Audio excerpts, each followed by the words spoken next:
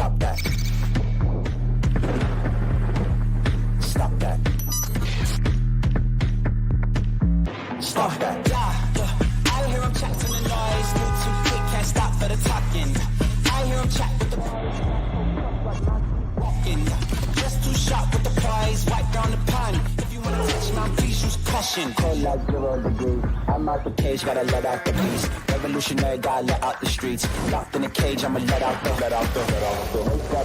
sheets. You can't go one man, forget my peace. You take the west side, take on the east. I'ma put him in the cage, never let out the. Yeah. I hear him chat to the noise. Move too quick, can't stop for the talking. I hear him chat with the boys. Not so tough, but mans keep walking. Yeah. Just too sharp with the prize. Right there, let it tell me I'm awesome. Yeah. Hot like fire on the pan. If you wanna touch my please use caution. Stop that. Stop that. Stop that. I came in here today and Stugotz had a $2 bill in his hand and was very feverishly Googling, how do I know what my $2 bill is worth? To which I responded, $2. Nope. But somebody evidently tweeted him that if you have a certain $2 bill, it's worth $45,000 or something. And so now he's playing lotto with his wallet and his cash where he feels like he's just opening lotto tickets. And he's asking me questions like, how do you know what year your $2 bill was made? And I don't know the answer to that question. Well, yesterday you had a $2 bill. You put it in the fine bucket. I suggest someone get that $2 bill because it could be worth up to $45,000 based on the year, the serial number, the color of the serial number. And so I am right now checking out my $2 bill to see how much it's worth. Where are it's you guys not getting $2. $2 bills from? Like, why do you both have $2 bills this week? Clemson away games. I was given change for something, and I was surprised to see that these were still wandering around in currency. I'm surprised that anybody has cash of any sort. Samson, you could catch him on Nothing Personal. If you want something before we start our day, he is live every morning with Nothing Personal at 8 a.m. Do you know anything about $2 bills? Oh, look, David Samson also has a $2 bill. Not mint condition, though. I mean... No, I do have some in mint condition, but the one I carry is just my lucky $2 bill, but there's no way this is worth $45K. I actually suggest this may be worth $1.20. Huh. Why is it your lucky $2 bill? Because it was given to me at a moment when something good had happened, so I carry it with me in my money clip at all times. Has it proven to indeed be lucky? It's hard to tell. What's the good thing that happened? The stadium? No, it's not that old. No, this is more recent. Right. This is a far more recent, although this $2 bill looks very worn to me. When you say mint condition, it can have no wrinkles of any kind?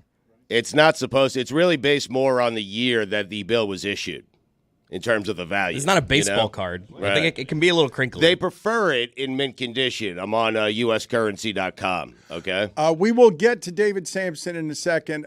Can you help me, though, Chris Cote, with something? And perhaps you can help Jessica and Lucy with this, because there are some complaints I've gotten since yesterday that your father very casually mentioned what his strike three call was when he was the umpire and you were kids. And we glossed over it yesterday because it's been subject matter that we have covered before around here. But Jessica and Lucy and some others might be new to the proceedings. So do you want to explain to them your father's strikeout call when he was an umpire? Back in the day, me and my dad would go out front, and I'd throw pitches. He'd catch it. Great dad, my dad is and was. So he would be strike one, strike two. And on strike three, he would go, hee-haw, three. And it's the correct response, Lucy. Is and was? That's great. Yes, in the middle of the street, and Chris hated it as a child. He did. Now I love it, but yeah, at the time it was embarrassing. At the time, it was not. I think he used to throw in a ba-dip, hee-haw, three, ba-dip. I don't know what. That's just what I remember. I just remember you being made. You were outraged by it because you didn't want to be striking out to begin with. But then to hear your father's echoing weirdness down your street is no fun. Embarrassing. So there's like 8-year-olds going to their T-ball game and they see your dad and they're like, oh, God, this asshole's umpiring again. They think that is the strikeout call of other umpires, not just him. They learned baseball through that umpire and think that that's how the third strike is called. Samson, did you ever have any issues with a look at me umpire that wasn't related to judgment, that was related to ego? Joe West is the number one. Cowboy. It was always about Joe West. When you had him, Angel Hernandez, you just know, or CB Buckner, you know you're not going to get a good, well-umpired game, and you're going to get screwed. But you assume that both teams will get screwed equally. Joe West was the kind of umpire where you just knew. You sat there and just watched him, watched his antics, and we would tell our players beforehand. We would put a list on the board of who the umpires were for that series, and we would tell the players which umpires just don't deal with. And Joe West was one of them. Don't give him a platform. Hey, it turns out my $2 bill, and this is a true coincidence. So, Stugotz, it's from 2003. Ooh, that's a good year, I think. So is that a winner? It certainly is a winner for the Marlins and fans and me, but is that the winner for the $2? 2003. It looks like those. One sold for $2,400. Yeah, one sold for $2,400, David.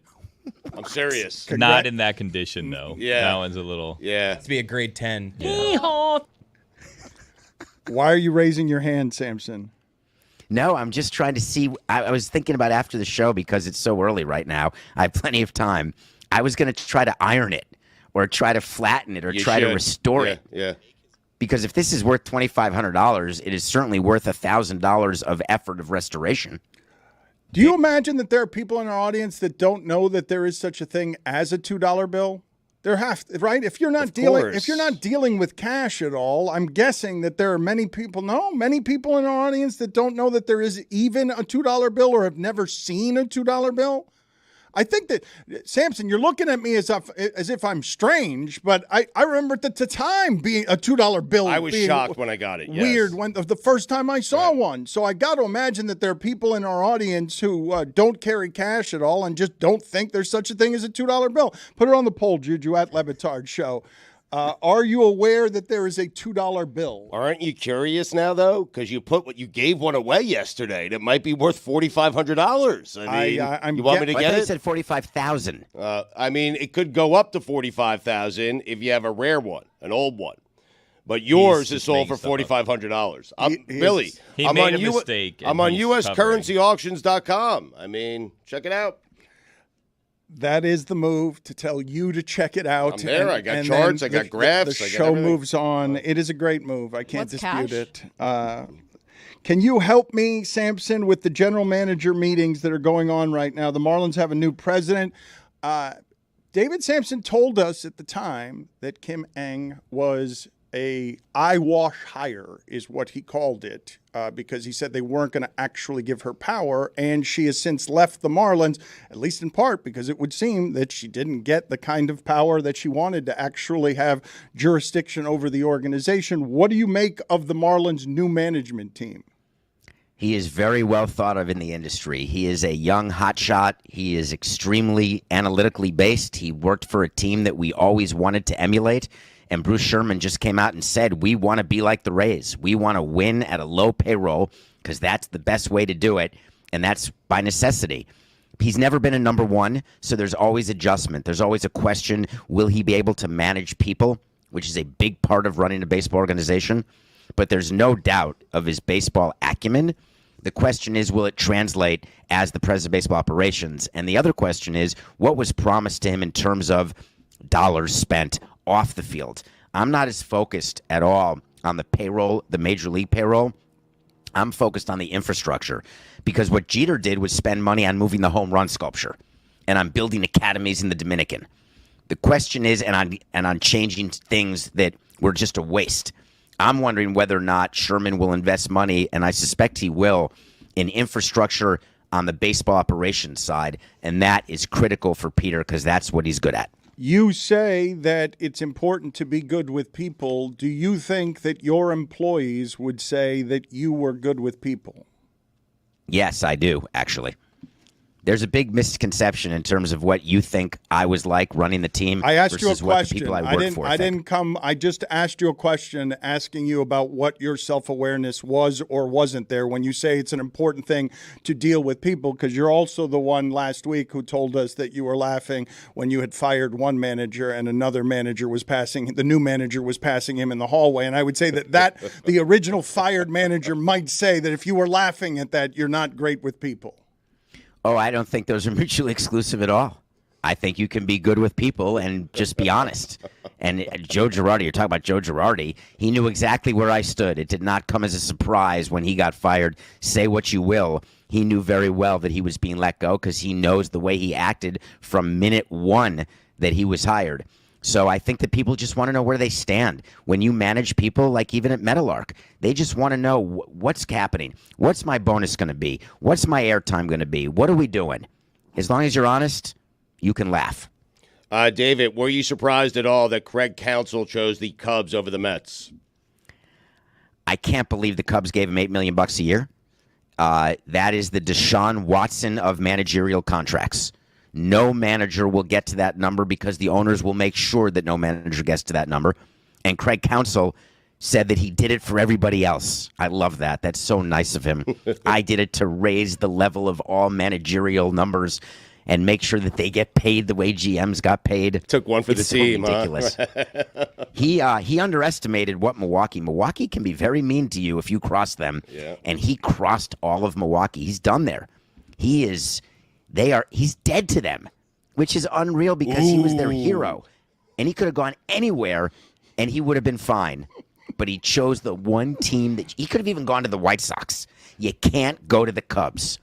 So just to be clear, you're saying he's dead to Kenosha, and therefore he shouldn't have Can't go taken back, huh? the $8 million a year because he is now dead to Kenosha, Wisconsin. I'm all in. By the way, don't yuck on Kenosha, Wisconsin if you've never been there. Kenosha's awesome. No, it's not. Give me a little Racine. Give me a little Wauwatosa. I'm in. But Give yes. me some sun. I mean, how about that? We have on our screen, we have the world's laziest graffiti artist over the Craig Counsell Little League field in Whitefish Bay. Somebody has just written the word ass over the name of Craig Counsell. What is the maximum worth of a major league manager according to David Samson's top salary? A decent fourth outfielder. Give me a number. $3 million at the height. But you can really bring in managers at $1 million, $1.5 million, and you're going to be just fine. You thought he was going to end up with the Mets. You said he was going to end up with the Mets. I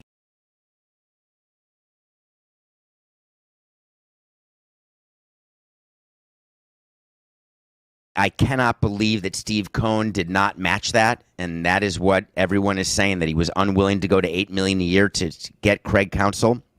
I can't believe the Mets pivoted to Mendoza, the Yankees bench coach. That is a very risky hire by David Stearns. It sort of reminds me of the A.J. Preller San Diego hires where they kept hiring first-time guys, and it just doesn't work with a payroll like that.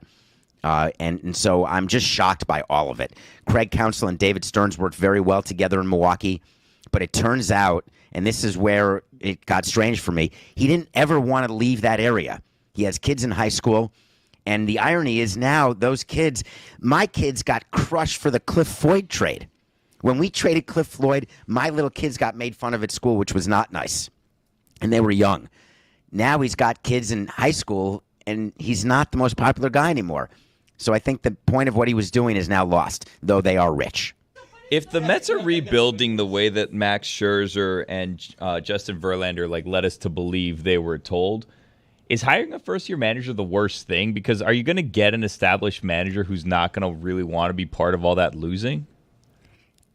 Billy, if the Mets are rebuilding, then I will be absolutely shocked. Does it count at rebuilding if you have a $200 million payroll?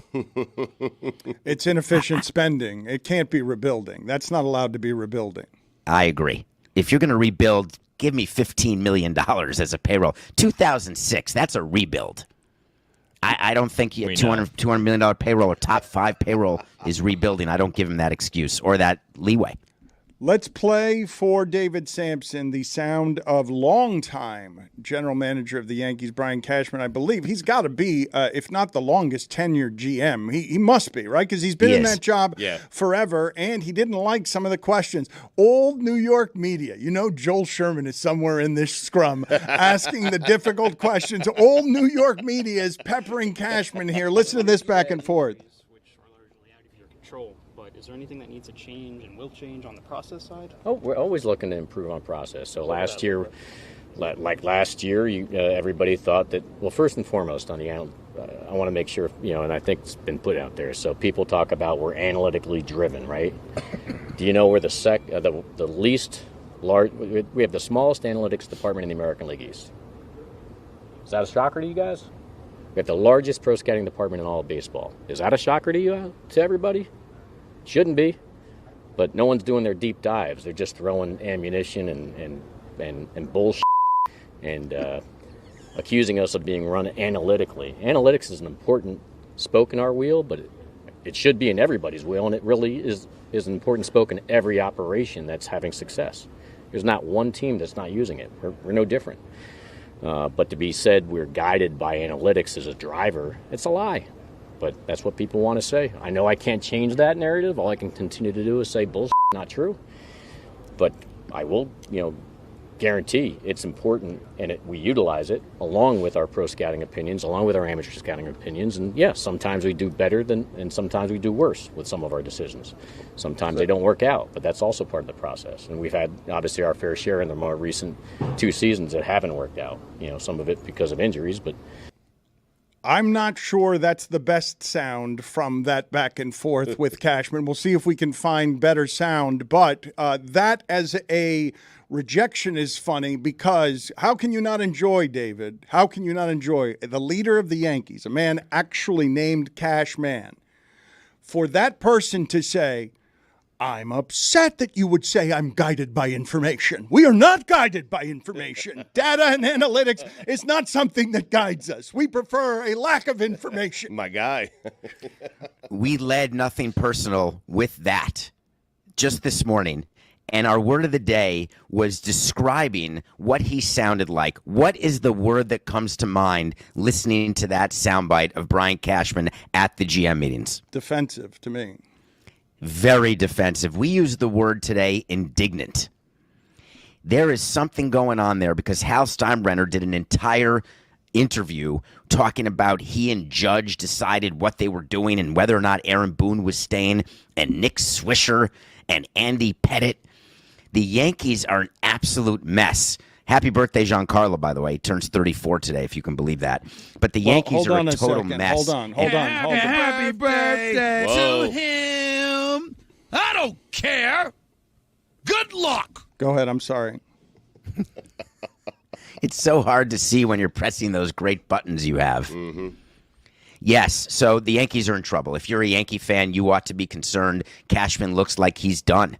And he is being defensive, indignant, and making excuses. And at that kind of payroll, the fact that they have not done more winning, they do have a problem. And he said something that you didn't have in your sound, which is the best part, when he was giving examples of players who didn't make it in New York, the Carl Pavanos of the world, Joey Gallo, Sonny Gray, etc. And he was pointing out how good those players were elsewhere as an example of, hey, they just couldn't play New York. And I think that is absolute horse hockey.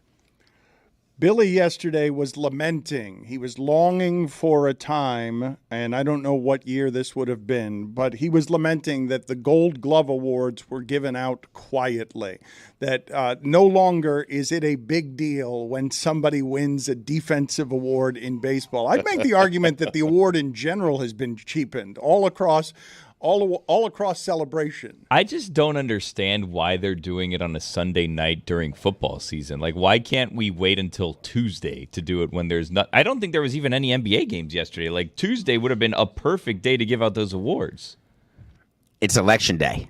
That's why there were no NBA games yesterday. Adam Silver wanted everyone to vote. Football is much bigger than election day. Come Where on, was Maction?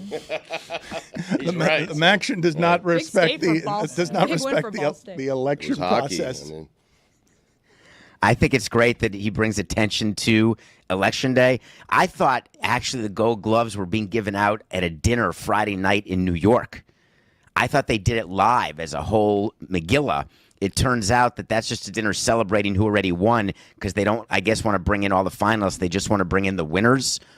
But I think you can make a bigger deal of it because it's really cool. Have you ever seen a Gold Glove in person? They actually give you a Gold Glove, and then you can use in the field the next year. Your Rawlings insignia is gold, which is pretty cool as well. Actual gold, like 18 karat gold, 24 karat gold, actual gold? I'm gonna say it's gold plated with the worth of my 2003 $2 bill. No, it is not actual gold. Stugotz. I can picture him going to the clubhouse now and stealing everybody's gloves and melting them for parts. Giving me ideas, David.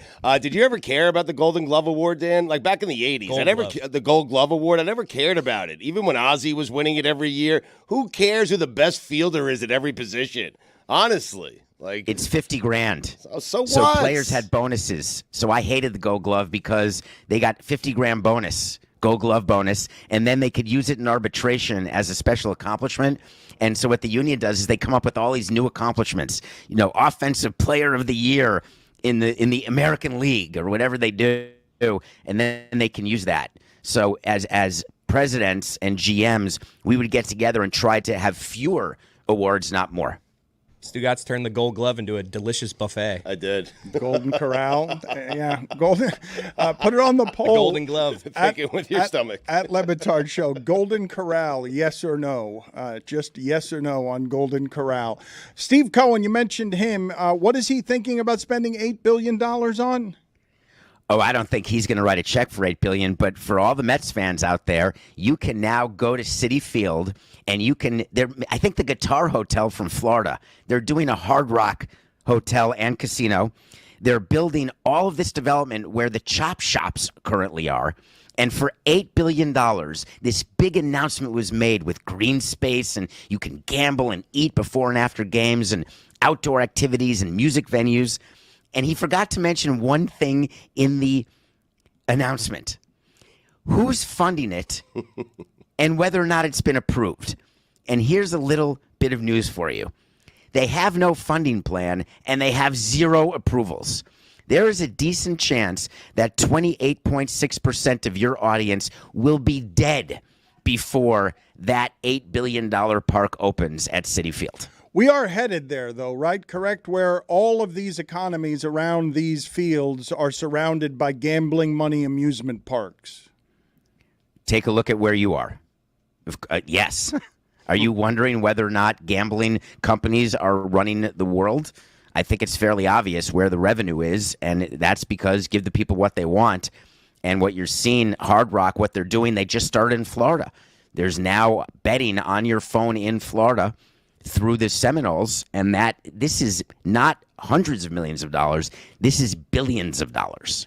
What's the movie you're reviewing for us today? I watched a documentary called The Lost Weekend the other day, a love story. Did anyone watch that about John Lennon and his personal assistant? No. Do you know the story? No. This is going to fall flat then. I'm not a huge Beatles fan.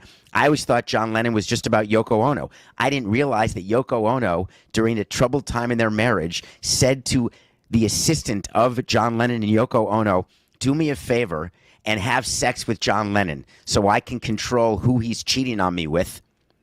And it turns out that's all fine and dandy until they fell in love. And so John Lennon and his assistant fell in love when they were only supposed to be falling in sex. And then Yoko turned around and said, okay, that's enough. Stop. And she said, oh, no, I don't want to stop. I'm in love. And he said, all right, I guess I have to stop because you're my wife, but I really don't want to stop. And there's this amazing footage that is unseen, and there's been a lot of unseen Beatles footage recently. And the timing, of course, is a new release by the Beatles and everything they're trying to do to continue to monetize it. But it was fascinating. You don't have to be a Beatles fan to enjoy that documentary. we just had come out, right? Their last song, allegedly, something that Yoko found around the house or something, where the Beatles have now. Not the last song. Well, okay, but It's not the last song. Oh, but that's being billed as Always more songs. It's being billed as the last song. This one found in Yoko's garage. Until they want to take another vacation, it's the last song. Samson, we'll talk to you again next week. Thank you, sir.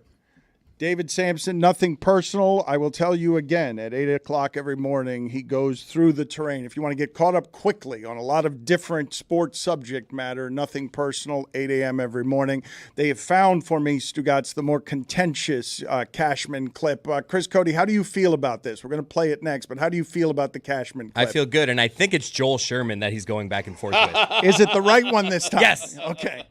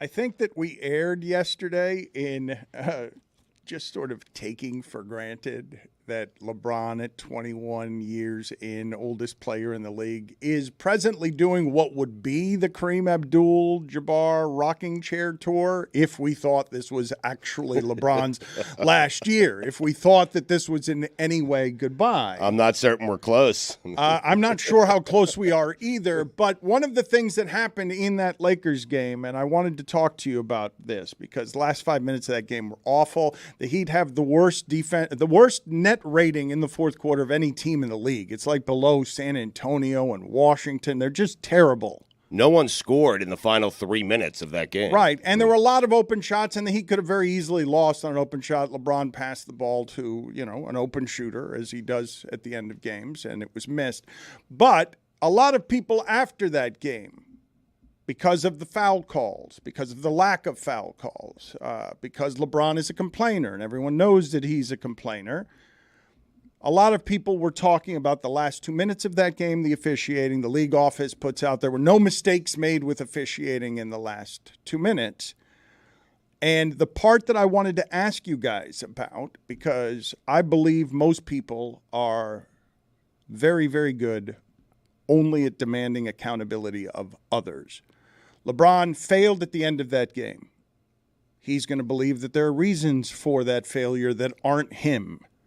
And my question to you is, while we like accountability all the time in sports, do you believe that we have an environment here of accountability, or do you believe that you have many friends that you believe to be accountable? I don't think it's human nature to be accountable. I think human nature is to try and cover your tracks and cover up that you've gotten something wrong. Damn right. If any of us were failing at work, we'd like explanations that weren't, hey, I'm shitty at work. We want things that undermined us, things that derailed us. If we lost at the end of a basketball game and we thought we were fouled, I'm not sure how many people are just going to shut up about that.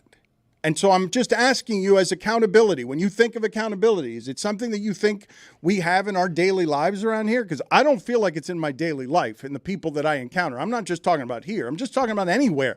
I think most people get defensive. I think most people want to explain away their failures, and the reason that they failed isn't them. Like, how often do you just raise your hand and say, I'm shitty? Like, how much trouble do we have around here with just, I'm sorry? I feel like I say I'm sorry a lot. Like if I bump into someone out in the street, like even if it wasn't my fault, my just natural thing is to be like sorry. Right. I feel That's like different though. I mean, You thrive in the Midwest. I go with the sorry. Let me squeeze right past you. I think most people say I'm sorry if they bumped into someone, Not Miami. unless you're a testosterone-filled meathead at a bar and you've run into another testosterone-filled meathead at a bar. then you just fight. No, yes, of course. Then you start arguing, the bouncers have to drag you out, Right. and you posture, and you're male, and you're an idiot. But there's a big difference between just I'm sorry for something and I'm shitty at what I do. So that I agree. No one wants to say that. Dan, you went Emmanuel Acho on me. I just want to call him a loser. Like, what are you doing? Like, don't win the argument and lose the person. What are you talking about, dude? Like, hey, can we talk about his tweet? Come on. Which one? The one that he'd be the same player if he hadn't been in Miami, except for perhaps a few championships? Yeah, that's the one. The one that made me laugh, like the second sentence into it, where LeBron was like, he at first said glowing things, and we responded in kind yesterday, but then more stuff trickled out about what he said to the media. And here's a tweet. Because Legion Hoops posted, aggregated an Anthony Chang quote. LeBron says he'd still be as dominant if he never went to the Miami Heat. And LeBron says, you're damn right. I would still be. I'm chosen. That's in all caps. Ain't nothing changing that. Maybe less rings, but dominant from start to finish. Well, dominance is also rings in that sport. That's him actually giving the Heat credit there. Yeah, but he's saying maybe less rings, right? I mean, well, he's acknowledging that. I get what he's saying there. It's a bad I do. look. I actually because he has been dominant his entire career, putting up crazy numbers. But it's just a bad look. Like I get what he's saying. He capitalized chosen and dominant. I'm not giving him humility points for maybe giving the Heat credit here. Like the Heat are a part of his legacy, and the Heat built culture. They have that in the paint in part because they have 2 titles because of LeBron's contributions. They also have 1 less title because of LeBron's lack of contribution. JJ Barea? Yes. Right. Yeah. I mean, LeBron gets to do the legacy talk, and I understand. He's. But they wouldn't have been in that final without LeBron. Exactly. You can't say LeBron cost them that. Mike, hold on a second. See, that's where you lose me. All right, No. so let's play out the summer again. LeBron goes to another team, or he stays with Cleveland. Where does LeBron go? Maybe New York, maybe Chicago. Fine. You have prime D-Wade. Well, you don't know that for sure. You do know that because Bosh and D-Wade already signed up for the Miami Heat.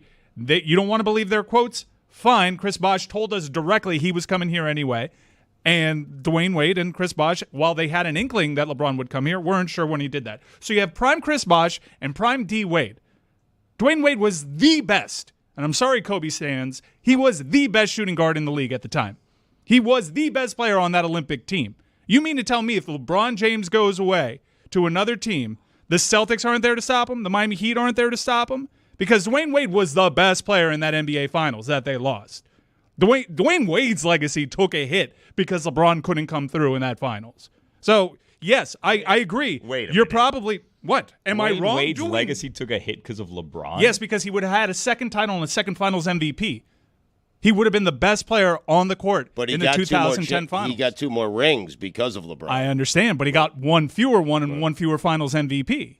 That totally changes the map. But, Mike, he was dominant before he got to Miami. He was dominant after he left Miami. And what he said is fine. He's saying, I still would have been the chosen one. I still would have been dominant, perhaps slightly less rings. I think LeBron's issue... It's incredibly honest. I don't know LeBron. I'm not speaking for him. I think that his issue is he feels like people think that he only succeeded because of the Heat and his time down here. And what he's saying is, I was dominant before the Heat. I was dominant after the Heat. I would have been dominant those years, whatever team I was on, which is true. We got to keep our eye on the ball here. We're supposed to be laughing at LeBron right now for these tweets, and we're just getting bogged down in this Heat argument that we've had for 10 years. Tweets. He is. I understand what Billy is saying, and I appreciate the clarification. But when talking about LeBron's Heat legacy and all the rings that he won, I'd say that we should take a look at Dwyane Wade's legacy that was impacted. Yes, Dwyane Wade had great moments, and when his knees were a little bit more shot, and LeBron finally found the confidence in the finals, he got an extra ring. But Dwyane Wade, he could have had 1 ring for his career without LeBron. I don't think so. I just don't think so. Like, it ignores the fact that you have prime Dwyane Wade, who's a better player if LeBron's not on the roster in terms of counting stats. We all know that. And Chris Bosh was a fantastic player. I think, and you also have another max slot that you can surround them with another complementary piece. I think to say that Miami was made by LeBron kind of ignores the fact that Miami would have been really freaking good if LeBron wasn't there and that max spot went to someone else. Gilbert Arenas disagrees with you. He says, not unlike people are now saying, the Patriot way was just Tom Brady. That's what the Patriot way was. It was having Tom Brady.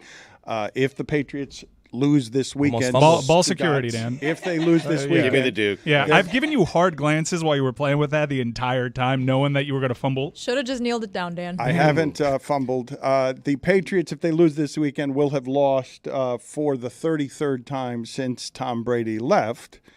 And in the 10 years before that, when Tom Brady was there, they lost a total of 35 times. So he was the Patriot way. And Gilbert Arenas is pointing out of LeBron, he's saying, well, he took heat culture with him. Gilbert Arenas is saying that LeBron was heat culture. But that's asinine. Now you've gone too far. I'm just telling you. Okay, why are we giving so much credence to Gilbert Arenas? I'm just pointing out to you that what you're saying. Man yells at cloud. I think the great many people listening to this would say that Dwyane Wade's legacy was in no way hurt by LeBron. It was only helped by LeBron. Because I don't doubt that. Because Dwyane Wade said after going out in the first round of the playoffs to the Celtics, that will never happen to me again. And then he made sure of it by going and teaming up with LeBron James. Who then betrayed him and cost him a title, that asshole. I don't doubt that most people listening to this think that I'm crazy for saying that. And they just think, well, they won 2 titles because LeBron went there.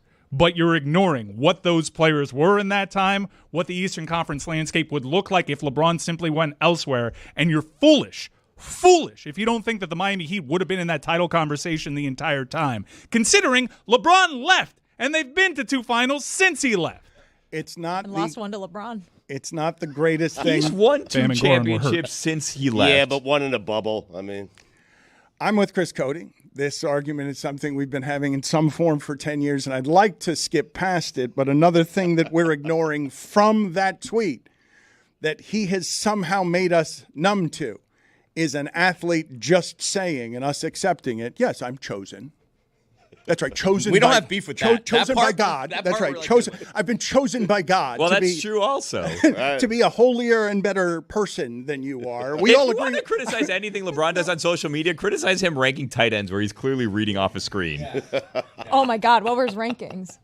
Yeah, whatever Google came result, up, yeah. There was a NFL great rankings. video of like a top 10 tight ends chart and him just reading it in order. We got my guy Darren No, Waller. but he went could to tell, ranker? You could tell when it was loading though because he's looking at his phone recording like a Bleacher Report and then he article. looks off to the side and he's like, there's so "Oh, many to man." name. No, because he starts out, he's like, oh, we got Travis Kelce and we got George Kittle and we got, there's so many, and then there's like a pause. My and man then D. he's like- Waller. He looks over, he throws in one of those like.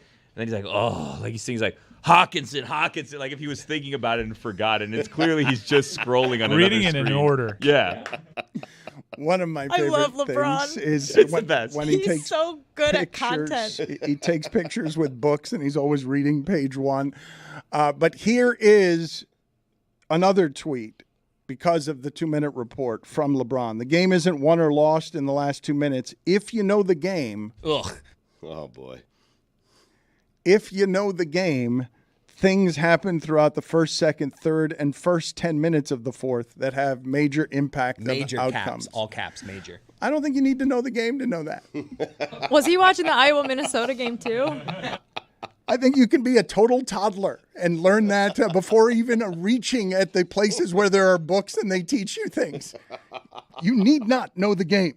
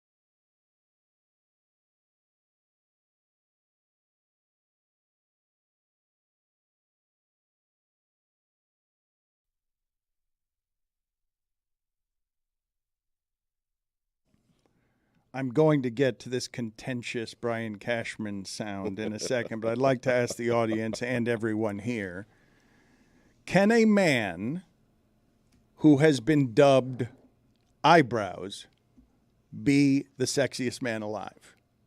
Can Jason Kelce? No. Can Jason Kelce? No.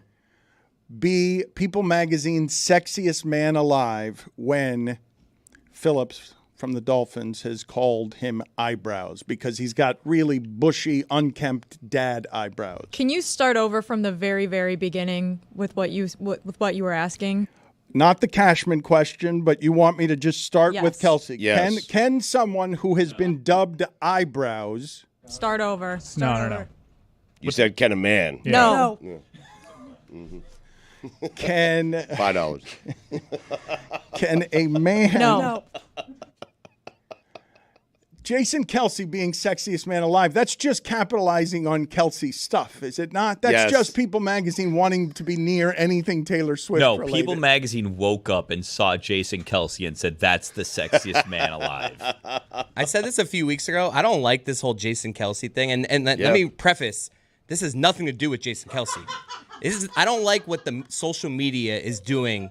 This condescending, he's the one I like. He's my Kelce. You see this a lot on social media the last few months of just, that's the one I like. Oh, my you see a picture of him and people are like the hard eyes. Like I just feel like they're tired of the Travis thing. So it's just they're going to Jason even though they don't believe what they're saying. It's pity lust. He's the indie pick. He's like the second Kelce. He's like, oh no, we don't like the pretty popular Kelce. We are like the cool hipster Kelce. He's also more relatable, so there's probably something attractive to see him being a good dad, a good husband. There's probably something attractive. And he's really good on the podcast. Yes. He's got I think he's better at podcasting than Travis. So I just don't buy it from the internet. And I feel bad for him almost because I feel like people are just being insincere. You think that they're finding him attractive because it's a cloak of pity and Not condescension. pity, but it's just trendy. Like, oh, Travis is here. I'm going to go this way. I'm going to zag when everyone's zigging. He's a good-looking guy. It's a very different look. They're very different look. Travis Kelce looks like somebody who would be sort of boy band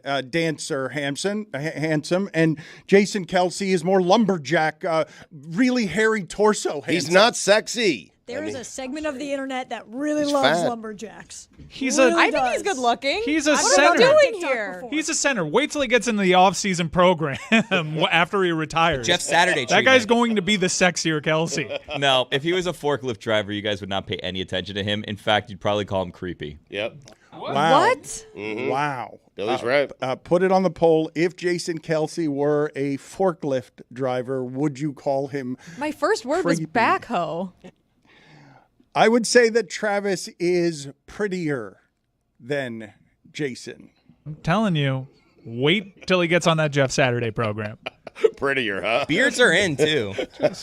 He's going to get a makeover, and he's going to be the sexy Kelce. Be careful on that limb. I mean, Travis, it looks like somebody who shaves his body hair where Jason tries to grow more of it. People like body hair, Dan. It's just more effort. It's just more effort that comes in line with his job. Once he retires, I'm telling you, svelte, he's going to get a designer sponsorship, and he will be known as a sexier Kelce. Is there any particular reason that you are this aggressive with your take that you're going Because to be what you- right that Jason Kelce's going to lose weight and we're all going all lose weight. we're all going to faint with desire Yes. because of how Well, because masculine and wonderful I don't he like is. what's happening because you're calling him not sexy, and he's just doing his I did job not really call well. him not no, sexy. Stugotz is. He's saying that he's not sexy. Well, I'm he's saying not. I mean- in every person listening to this, there is a sexy you. Mm-hmm. Put it on the poll at Le Batard Show. In every person listening to this, is there a sexy You don't have to be super attractive to be sexy. That's true. Sexy is its own category. And I will Right. say people has not necessarily always found the sexiest man. There have been some sexiest men alive that I would not even put remotely near the sexy boat. Blake so, Shelton.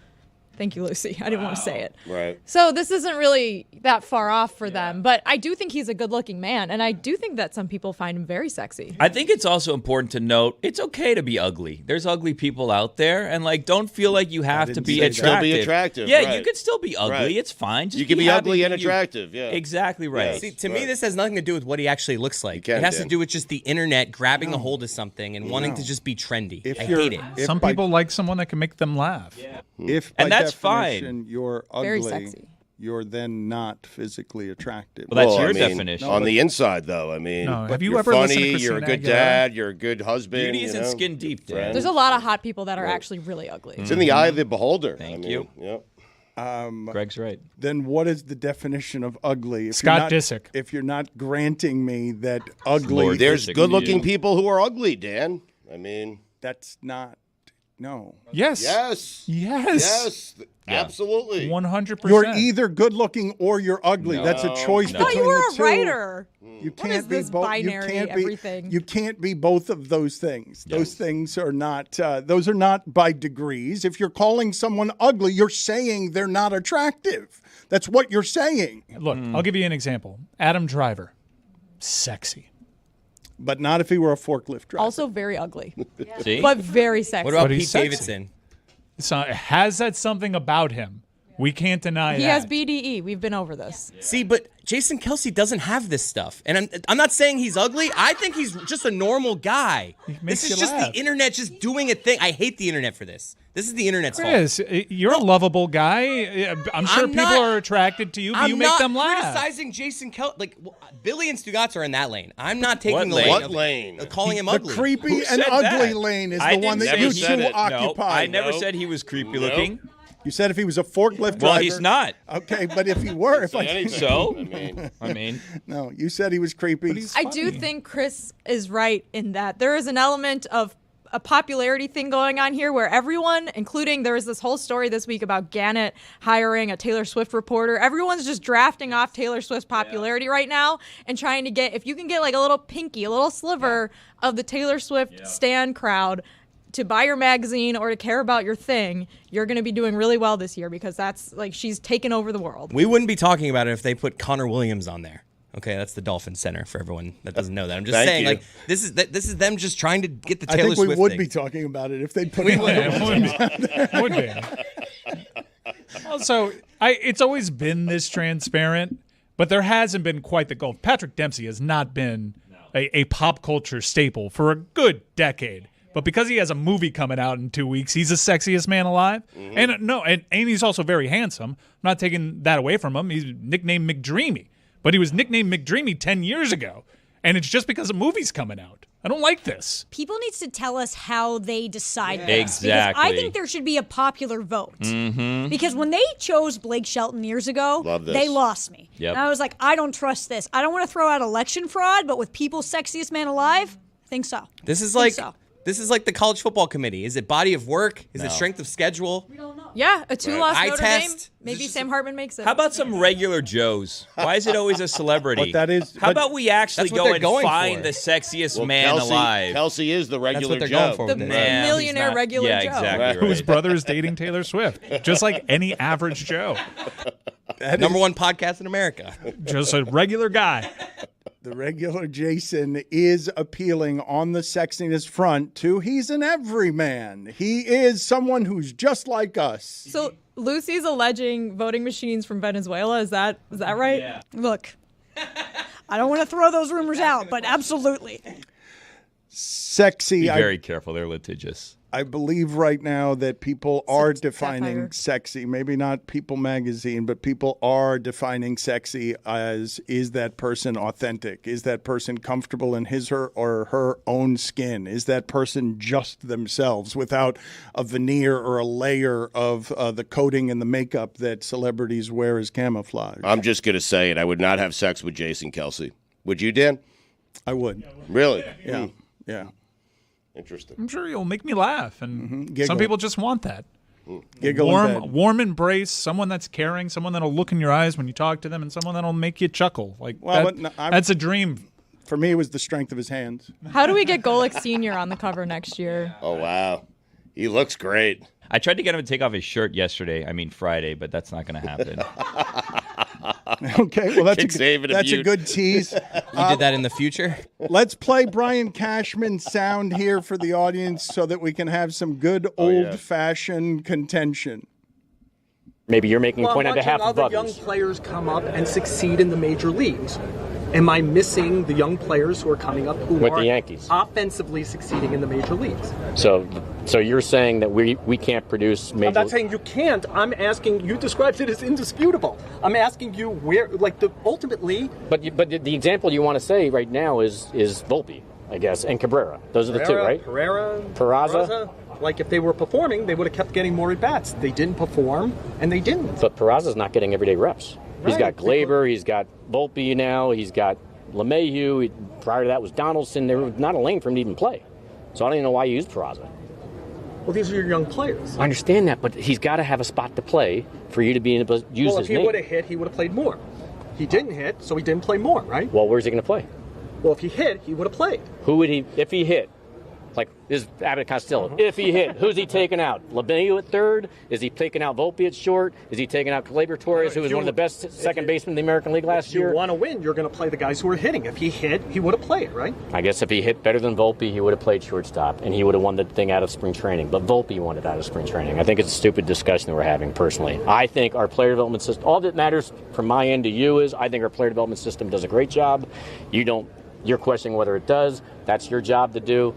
Proof will be in the pudding. Let's see how. So if Volpe comes up crushing it this year, are you going to be like, hey, I guess their development system does produce hitters? I reviewed the movies in front of me. The movies this year weren't good. Okay, if so the then movies are good next year, we'll have a different discussion. All right, and then I can hear you say, you know what? Remember last year? I look forward to that. Yeah. I look forward to you telling me that when Volpe crushes it offensively this year for us, that you'll say, hey man, I guess your development program did a good job. And it was just sea legs under him his first maiden voyage year with not much triple A under his belt. I mean, I feel it's pretty basic. Mike Ryan just shouted nerds in my ear. I don't know who he's talking about. Not a one. But Sherman still cares. I mean, he does. He mentioned 7 names. I'm like, who are these? You don't know Glaber Torres? No. What? He stopped paying attention to baseball 10 years ago altogether. But I do long for the day, and I know I'm alone on an island here, for the general manager's meetings. What?